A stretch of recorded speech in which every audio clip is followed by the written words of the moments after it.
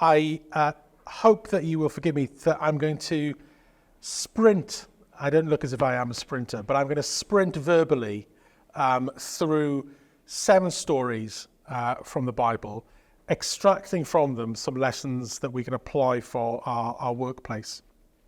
And I'm going to sort of dwell on 2 or 3 a bit longer than the others. So the first one is the one I'm going to spend longest on, Adam and Eve. So don't worry if you're looking at your watch and thinking, how long is he going to take if he's taking all this time in the first one?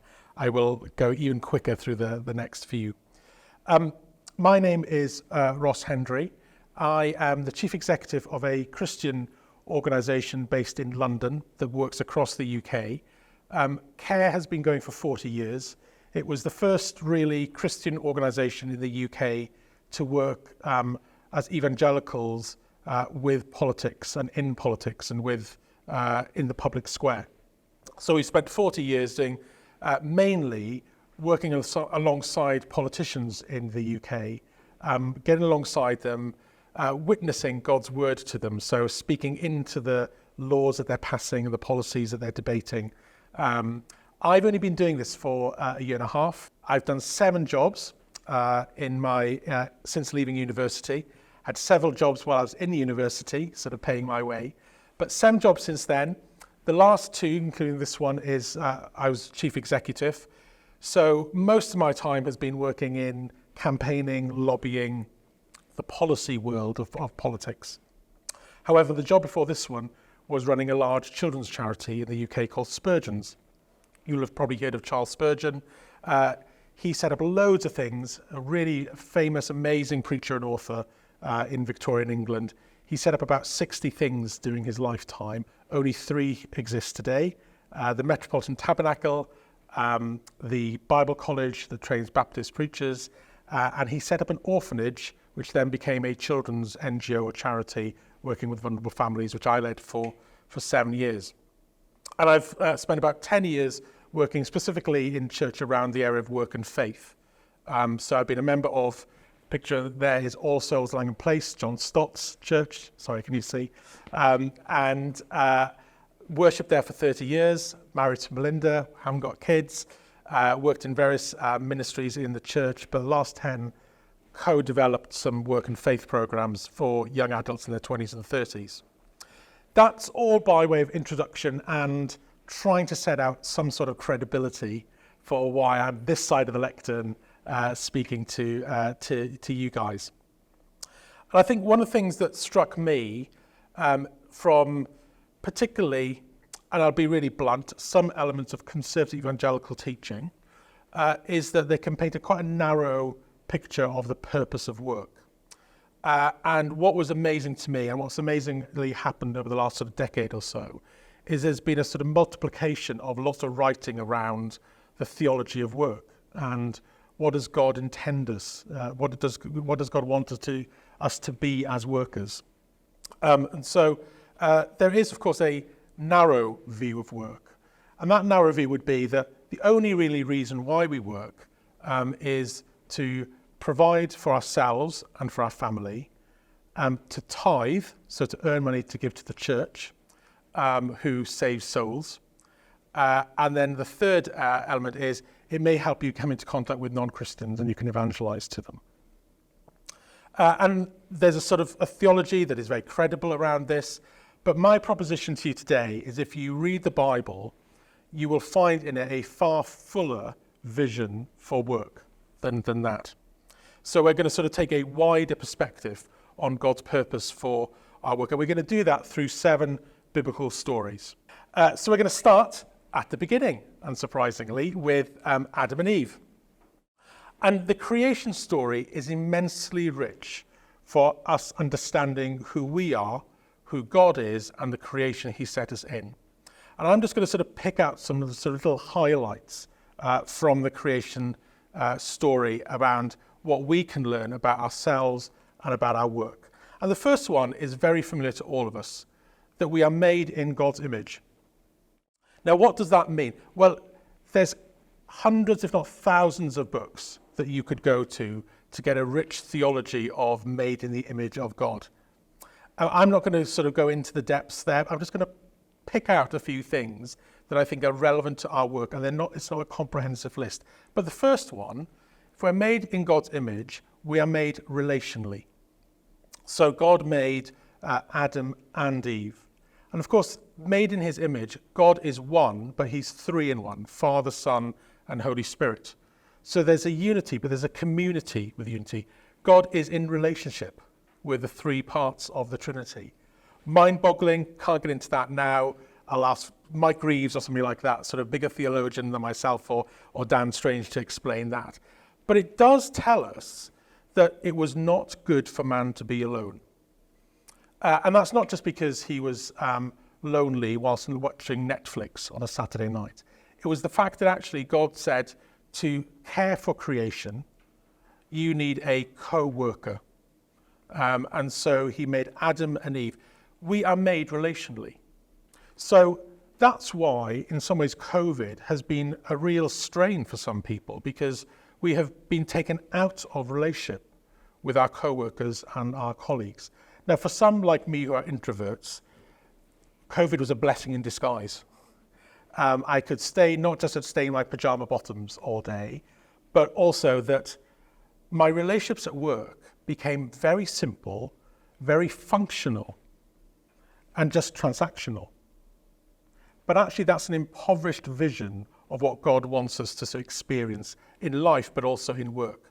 So when we come to work, how are we thinking about how we collaborate with others? Do we see our colleagues just as a means to an end? Or do we see them as other image bearers that are called to co-produce alongside us? Made in the image of God means we're stewards. So of course we are, unlike the rest of creation, we are called to rule over creation and subdue it. Now that's been twisted by many over the centuries to mean exploitation. And that's clearly not what God means. He means for us to use the resources that we have to the best of our abilities. Often we take a sort of negative aspect, don't we? We sort of always think about what we don't have and what we can't do. The reality is that wherever we are, wherever we're placed, God has given us a little bit of his creation to tend and to care for and to cultivate and to progress. We'll come on to a little bit of that in a little bit. Also, we're made to work. Maybe I should have started with this one. It seems quite fundamental, doesn't it, for a talk on work. But it says that God undertook work in making creation, and he made Adam and Eve as workers to place in the garden to work. Now, I think slightly interesting, bordering on very interesting topic of work in Genesis 1 and 2 is there are actually two words being used. When we read the English in Genesis 1 and 2, where we see work in Genesis 1, it's a different Hebrew word to where we see it sometimes in Genesis chapter 2. Now, I'm no Hebrew expert, so I'm relying on others for this expertise. But first of all, the first word that's used in Genesis 1 for work is melaka. And melaka is the work of a craftsman, an artisan, skilled work. And that's the sense that we are made to use our gifts and our talents through our work to create something or to make something. So I'm sure there are days at work that are really boring, monotonous, and a toil and a grind. But there are also moments at work, aren't there, where we've really sort of feel as if we've fulfilled something, that we've succeeded. There will be moments when we think, yeah, that's why I do this job. And that's a little glimpse that God made us for malaka work. Malaka was actually the word that was used to interpret what kinds of work that the Israelites should not do on the Sabbath. So if you were an Israelite, malaka equaled this long list of types of occupation and work. But that's not the only word for work in Genesis 1 and 2. There's another word called avodah, and this mainly appears in chapter 2. And the interesting thing about avodah is that it's inconsistently translated throughout the Old Testament. So sometimes, as in Genesis 2, it's translated as work, but it's also translated in various other ways. So it's 230 times it appears in the Old Testament, but it's sometimes translated as service, sometimes worship, sometimes construction, sometimes enslavement. However, in the Genesis chapter 2 sense, and I think it's a recurring theme in the Bible, is that work on one level is an act of worship. Now, have you thought about that? Have you thought of going into work and thinking of it as going to worship God? Have you thought of that email that you send as a little act of worship to God in terms of how you do it? Does it reflect the Creator in how we undertake that work? So we are made as workers, but that actually means that we're made as skilled artisans, but we're also made to do work as an act of worship. And also in Genesis 1, we see, of course, 6 days of creation, 1 day of rest. And of course, in the Old Testament, we see that there's a number of reasons given by God for why he has instituted the Sabbath. One is that it's an act of remembrance, that we look back to sort of what God has done, as well as a command to rest from your work. So it is a sustainable work pattern from God. But in that Sabbath, what are we to do? We're not just meant to sort of flop on the sofa. It's actually meant to be a day where we remember God's goodness. Now, there's a rich vein of inquiry in Sabbath, I think, because it's one of the key things that we've lost in the West. You know, we spend the first bit of our life, don't we, accumulating skills and knowledge to deploy as we sprint the work race for the next 40 years, accumulating as many resources as we can before we then collapse in a heap of retirement. And sort of, if we're lucky, on a beach or on a golf course or wherever it may be. That's not biblical vision of work. The biblical vision of work actually doesn't talk about retirement at all. And that sounds scary until you think actually the biblical vision of work is a sustainable pattern over many years. So as Christians, there may be a season where we stop getting paid for work. But if we've instituted the Sabbath in the right way, it should be sustainable. The Sabbath is an act of trust. It's one of the things I find the most difficult at work. My to-do list never gets that short that I feel I can switch off my computer and just rest in ease. But it is an act of trust in our God that I can switch off my computer and think, do you know what? The world is not going to end. I am not responsible for the world revolving and the dawn rising tomorrow. I am not, even as CEO, I am not responsible for my organization's success or failure. God is in control. And then lastly, as we sort of think about Adam and Eve, I'm going to touch upon the cultural mandate. Towards the end of chapter 1, we are given our job description as human beings. And again, I want to sort of emphasize here, have we thought of the fact that when God puts Adam and Eve into Eden, it's not to be a museum curator or a park ranger. What I mean by that is park rangers just maintain what exists. They don't get involved beyond sort of just protecting things. Well, that's actually not the vision for Adam and Eve, is it? God wants them to be gardeners. So there's a challenge there, as I sort of said about stewardship, about how do we take what God has given us and cultivate it and develop it. Don't be happy just to sort of sit there and sort of satisfied with what we have. No, actually we're made so inherently to develop what we're given, to make something of the world. That was by far the longest story. I'm going to sort of whiz through with some personal anecdotes through the others. I sort of thought I'd go chronologically in the Bible rather than sort of scattergun approach. So I'm going to go next to Joseph. One of the fascinating things I think about Joseph is success. Now, I don't know if you've ever done a word search in the Bible for the word success. Depending on which translation, it appears about between 14 and 40 times in the Bible, depending on which translation you use.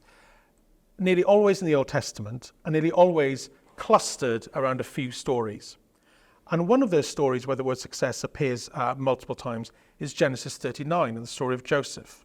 And you'd think, wouldn't you, that the word success in Joseph's story would be when he became prime minister or when he saved the nation from famine. But actually the word success is linked to when he was a slave and when he was a prisoner. And if you look at the pattern of where the Bible talks about success with individuals or individuals experiencing success, there's a consistency with the word faithfulness. Faithfulness of our God to us. So success always seems to be linked to God being faithful to either his people or to a person. And faithfulness in that sense is he's sovereign, he's with us, and the gifts that we receive are directly from him. That faithfulness of God to us demands a response of our faithfulness to him. So our faithfulness is not a legalism, that we don't do faithfulness in order to earn our salvation, but it is a response of God's faithfulness to us. Now, what I want to sort of just share very briefly, it's a couple of sort of stories really from my own sort of experience of this. And thinking about, on the side of God's faithfulness, he is present. Well, how does that work out? I'm sure that you've heard of, people have told you, as a Christian, you take Jesus into your workplace. That is absolutely true, but Jesus is sovereign over my workplace, and he was there before I was there. Jesus is waiting for me to go into the workplace. That gives me a real sense of security and assurance that his lordship over my work does not depend on me taking him in there. He's a lord of that workplace already.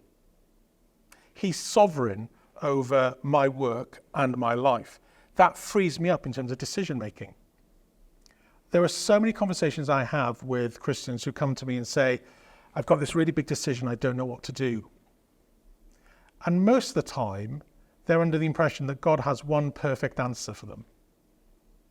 And the reality is, God just often wants us to get on and make the decision. He doesn't want to speak. Now, there are times when God speaks clearly and directly. There are times when he's sort of not a booming voice down on my life, but he's clearly ordered things in my life where it's very clear what he wants me to do.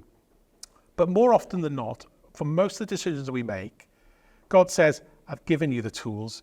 You've got intellect, you've got information, you've got friends around you to give advice. Get on and do it. Don't worry about the perfect choice. I'm sovereign. I've got your back. I know where you're going, and I'm there before you. So God's faithfulness to us should liberate us in terms of our decision making. Not to be blasé about it, but it should liberate us, shouldn't it? What about the other side? I wonder whether you consider the fact that we are called to work excellently, but also to work hard as a spiritual act of discipline, or a spiritual discipline. Excellence and industry by Christians are sadly often lacking in the workplace. I have multiple examples that I could give you where it's the Christians who have been the worst performers in the workplace. There was one organization I was a part of where the Christians thought, well, because I've got a Christian boss, I'm safe. They're lucky to have me.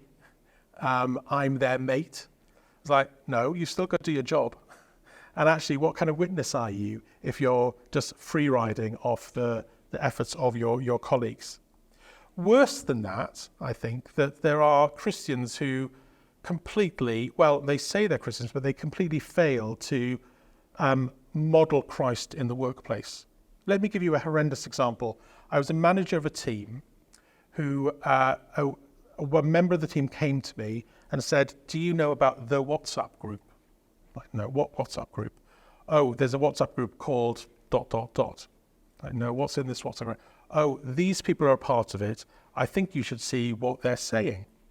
Took some screenshots, and there was horrendous sort of gossip and slander and derogatory things being said about a whole lot of people, including myself as it happens. The person who set up the WhatsApp group, a Christian. The person who's the whistleblower, a non-Christian. On one level, that may not surprise everybody, but it should break our heart, shouldn't it, that that's the case. So faithfulness means being faithful to how God wants us to lead our lives. We don't sort of say we're Christian in church on Sunday, but then, it's a dog-eat-dog world in the commercial world that I work in, so I've got to conform and be as ruthless as my colleagues, or even more so. Let's move on to Daniel. Daniel, the man of the lion den, Daniel's friends, the people of the flames. What strikes me about Daniel, and I don't know about you, is Daniel chapter 1, where he's taken into exile, taken away from home, given a new name, placed in a Conquering Empire's civil service training scheme, having to conform to all the cultural norms as well as a new name. But he draws a line at food. And he quietly goes to his line manager and says, that's a step too far, I can't do that, but I understand you have to look after us and you're held accountable to that.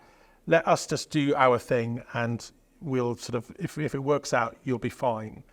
It's really fascinating how he negotiates that, but also the fact that he does draw the line somewhere. He decides that there is an act of faithfulness to God that he has to sort of commit to, and he understands where to draw that line and where he's able to. Now, the reason why I'm saying this is because I think we often neglect to invest in the small decisions of our day-to-day and always think about, oh, our testing is really going to be on the big decisions going to come sometime later in life. The reality of my workplace experience is that the big decisions that I have to make now are grounded in the small decisions I made 10 years ago, 20 years ago, 30 years ago. Let me put that another way, which is to use a Harvard Business Review article. Clayton Christensen published one of his lectures that became the most read Harvard Business Review article online and that they've ever produced. Trying to remember its name, it's something like How to Measure My Life or something like that. But it's fascinating. He says he puts three tests to a successful life. One is around, will I be happy in my career? The second one, will my family be an enduring source of happiness to me and comfort? Third one is, how do I stay out of jail? Or will I stay out of jail? That's a weird question to ask, isn't it? How do I measure my success? I've stayed out of jail, it's been a success. Low bar, Clayton. But he explains it like this. He says that most of his graduation class from business school, well, not most, a large proportion of them got prosecuted for financial fraud or white-collar crime. And he said when they graduated, none of them were thinking, I'm going to be the best fraudster out there. I'm going to commit this great big financial crime later in my career. But what he said was what they did was give in to temptation, and one temptation led to a slightly bigger one, a slightly bigger one. One compromise led to a slightly bigger one, slightly bigger one. And he describes this marginal cost rule, where the sense that the first time you compromise or give in to temptation, you have to legitimize it, you have to rationalize it. The next time a temptation or compromise offer comes along, you don't have to go back to square one and rationalize the whole thing. You just have to rationalize the little bit extra that you're giving into. And of course, that then leads to greater and greater compromises and giving into temptation. So this is a quote from his article. He says that it's easier to hold to your principles 100% of the time than it is to hold on to them 98% of the time. If you give into the just this once based principle, I'll just give in this just this once, and the marginal cost analysis, as some of my former classmates have done, you'll regret where you'll end up. You've got to define for yourself what you stand for and where you draw the line in a safe place. Now, to give you an example from my life of that, early on in my career, expenses at work. I was in an organisation where there were two ways of claiming expenses. One was you get all the receipts for what you've spent, you fill out a form, and you claim what you've spent. The other way was to say, well, if you're out of the office a whole day or overnight, there's a day rate you can claim. Far simpler, far less bureaucratic. Just say, I was away from the office for that day. Can I have my day rate, please? The issue was the day rate was considerably more generous than what most people were spending sort of when they were going out of the office. But it was the normal thing to do. It was a nice little earner for most people to go away for a conference, not spend a single penny because they were having food in the conferences, but they were claiming the day rate as a little bonus. I collected the receipts, gave in. It came back to me saying, why are you doing this? I said, well, I spent this money. No, just claim the day rate. I said, well, I don't, it's a lot less than the day rate. It's like, no, you've missed the point. You've got to claim the day rate. I stood my ground, and the reason I was saying that is, I can't say to you that was the key moment that's kept me out of jail and by now I'd have sort of committed great financial fraud. But it has affected my thinking about expenses and what is honest to claim from work and what's not honest to claim at work. Those little things that you do now may have a big impact in the future. Esther. I want to talk about power with Esther. She was the queen that was put in that place for a time like this. That's the famous quote from Esther, isn't it? Have you thought about Esther being a really great case study for the use of power? And how Esther is an example that all of us, to some degree, have some sort of power that we are given. It goes back to creation, doesn't it? That in the creation story, the source of all power is God the Father. He is the creator of all things. Do we see a God the Father that says, I am power, you have to worship me, and I will give you nothing, I will take from you the power that you have? No, we see a God the Father that gives away power. So he's God the Father that says, let there be to his creation, and lets creation flourish and teem and thrive and be fruitful. As image bearers, he tells us to steward his creation, doesn't he? What does that mean? He gives us power over creation to do good, to cultivate, to create. So the model that we have from God the Father that is replicated and seen incarnate in Jesus is that when it comes to power, the world will say it's a zero-sum game.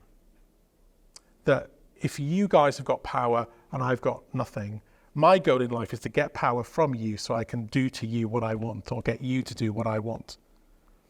The biblical model for power is to say, no. The power that I'm given from God is for me to give away, to empower others so that they can flourish. You think, what has this got to do with me? You're a CEO, Ross. I can see why it means something to you, but it doesn't mean the same to me. Well, I would argue that it does mean something to you because power exhibits itself in lots of different ways, not just status or positional or resources that you have, not even physical power. There are other different types of power, aren't there? Personality, the power of your personality, power of knowledge that you have, not just book knowledge, but sometimes organizational memory is power. Celebrity power, experience power. We know about experience power, don't we? Because somebody will say, well, I've experienced this, and so my opinion is more important than yours. To give you a silly but important example of this, my general practitioner, my GP, primary care practitioner in the UK, to get an appointment with him or to get to speak to him, you've got to phone up at 8 o'clock in the morning and sort of try to get an appointment.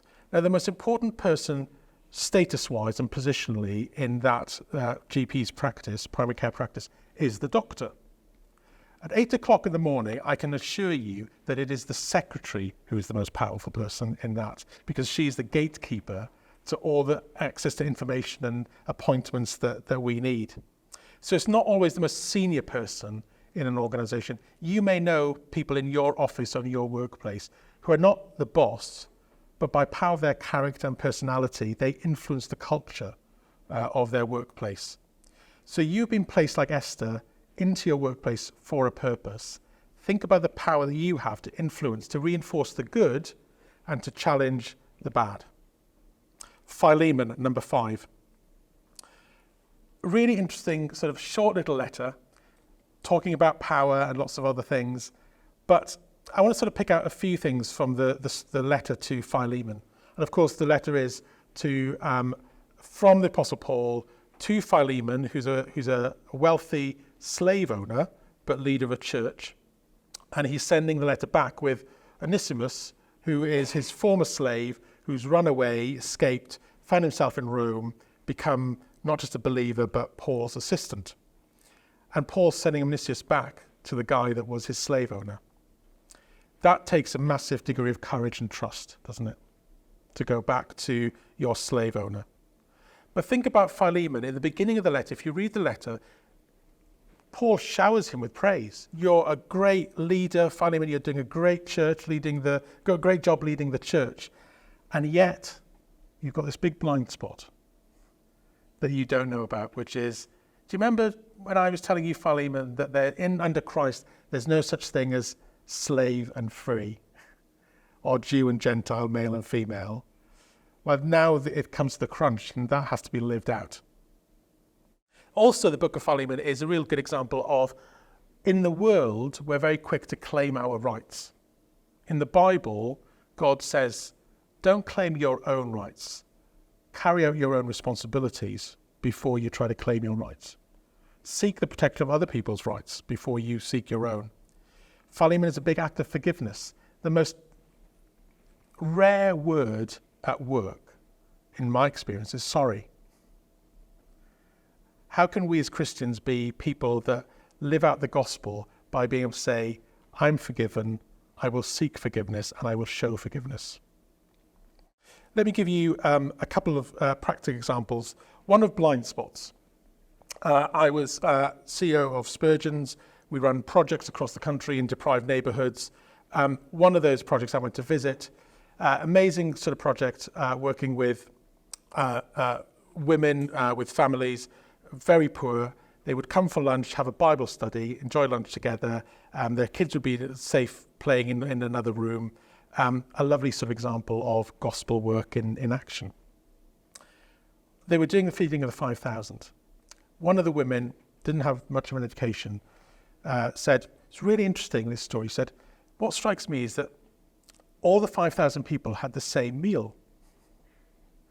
And like the person leading said, why is that surprising? Why is that? He said, well, every time we come, the women in the canteen make a really lovely apple crumble, but it's for the staff, not for us.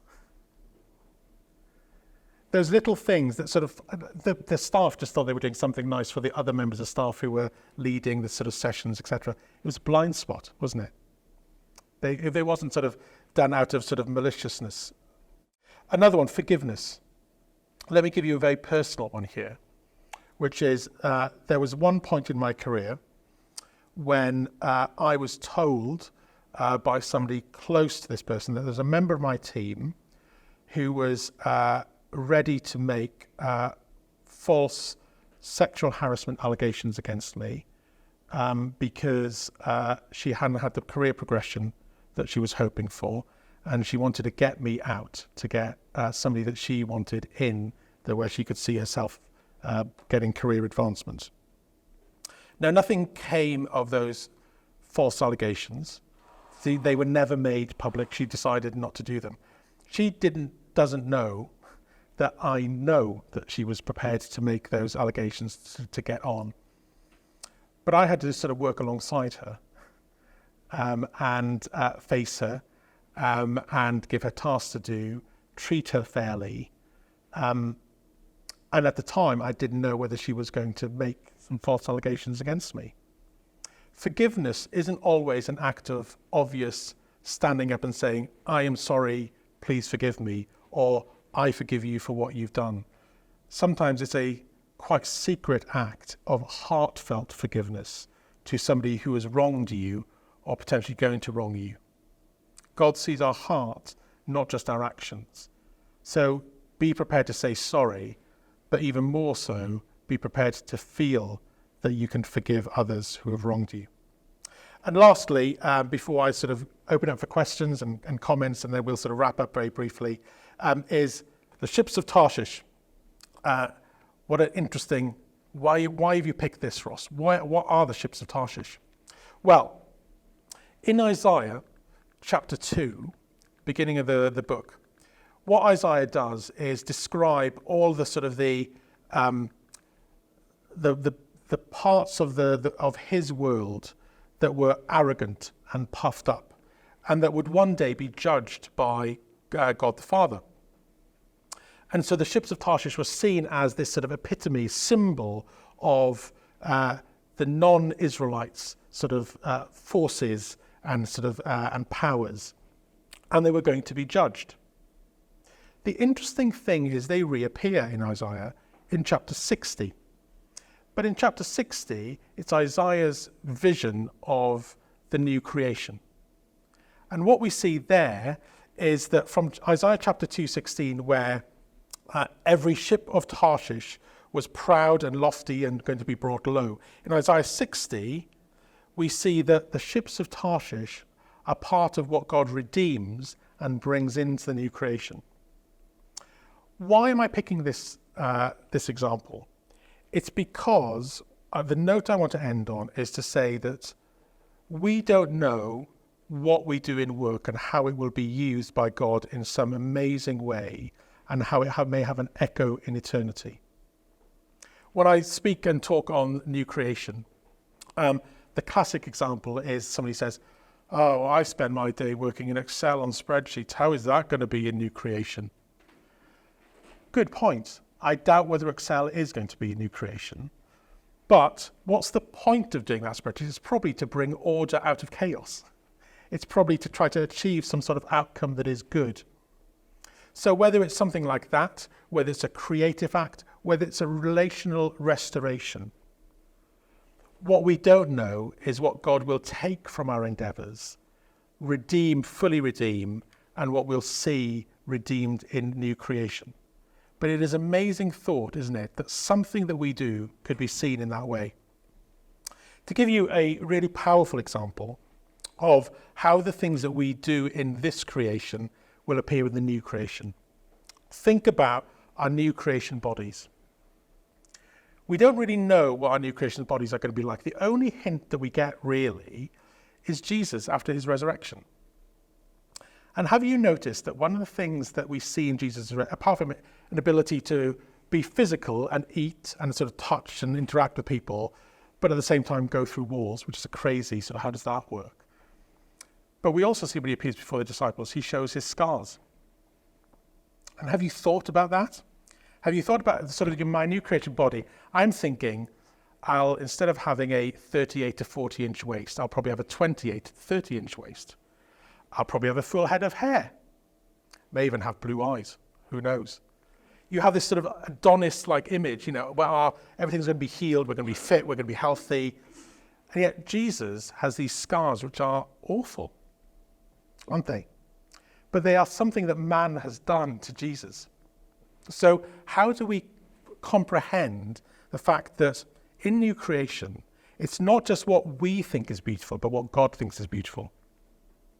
And that is mind-blowing when we think that when we go into work, we're not just trying to be agents of God's righteousness in doing nice things and being good people.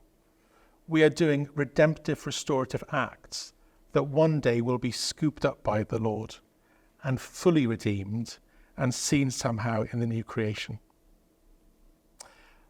I've got a seventh one, which is my story. I couldn't stick at 6, partly because it seemed an unholy number, and I needed to sort of complete it with 7. Because I'm far from perfect and I'm full of pride, I thought I'd end with me. Just to sort of say to you that I think that, again, one of the really importance of things that we need to remember is we need to not fall into the trap of thinking that the world revolves around us. So I described it to one group this morning as we don't live in a pre-Copernican world where we think we are the earth and everything orbits around us.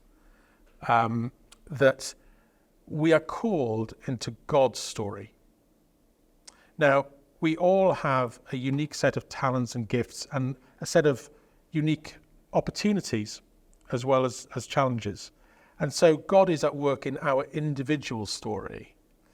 But that is a thread, isn't it, that he weaves into his big story of eternity. And I guess one of the things I sort of want to say is that it's really easy for not us just to be sort of self-obsessed and think that it's all about my story. But the flip side is we can say, well, it's all about God's story and I'm separate from it. But we're weaved into God's story. He, to use a different sort of metaphor, he calls us into his play. So we're not audience members, we are cast members in his story. And the reason why I say that is because I think that sort of sometimes we think that we're bystanders or audience members into God's story. We sort of look on it from afar. We're just sort of struggling on with the sort of the toil that is work. So that work may not be a curse, but it really does feel cursed, and it is. But that doesn't mean that it's not part of God's story and his big plan of redemption. And so I think there's a meaning, not just in sort of us thinking about what can we do now and achieve now, how do we act now, what may God do in the future, but also to sort of say that this is a shared endeavour, that actually, as I pointed out at the beginning, we're made relationally. So that does not just apply to your colleagues or your clients at work, but it also applies to us being part of the body, doesn't it? That is the church. And so how are we supporting one another as we sort of go to church, thinking about we are God's ambassadors sent out into the world each day when we go to work. So there's a sense that we're part of something bigger, but we're a really important part of something bigger. And we're not alone in the play. It's not a solo, or it's not a one-man or one-woman play. It's a sort of large cast of millions over generations. And I guess from my story over sort of many different jobs, I think there are things that I personally continually struggle with, that I think that having that larger, wider perspective helps with. One is that work is an act of service. It's an act of worship, and service in that sense, an act of worship to God. But often we sort of fall into the trap of thinking it's either a vertical relationship of serving God, or it's a horizontal relationship of serving colleagues, work, clients, etc. And of course it's both. It's both and. So when I go to work, I think that I'm serving the Lord, but also I'm wondering, how am I going to love my neighbour today? That could be directly through my colleagues, but it could be indirectly through the outcome of my work.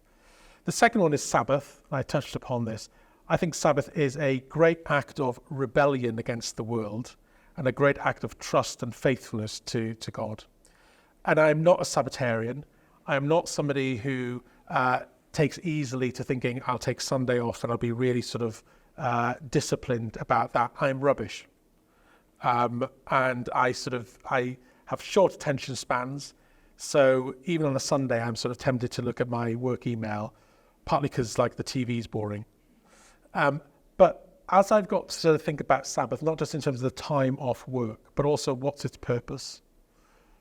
One of the lessons I've learned is that, and I'm not good at this, at applying this, but one of the lessons I've learned and understood is that you almost have to plan Sabbath really well. One example, for various reasons, and this sounds really horrendous, and I guess it is on one level. My wife and I took a holiday last month, and it was our first uninterrupted holiday for 4 years. Because of various illnesses in the family and personal illnesses and so on, that we'd tried to go and had to come back home or not being able to go at all. Anyway, we went away, and I was really stressed at work, as my wife was with some things going on in her life as well. We were really tired, and normally I get bored of holidays after about 4 or 5 days, so I'd only booked 4 days. And we went away, and I was the worst company for at least 2 or 3 of those days that we were away, because I was just so tired and so stressed. It took time for me to wind down to the point where I could actually enjoy my rest properly. Now, the reason why I say that is because I think Sabbath is not something that just happens. It isn't just sort of flopping in the sofa, exhausted after sort of a very busy 6 days. It takes planning to think, how is this day not just the absence of work, but a rest that echoes the rest that God wants to call me into? How is your Sabbath shalom? And shalom is a combination of things that could bring us great joy and happiness.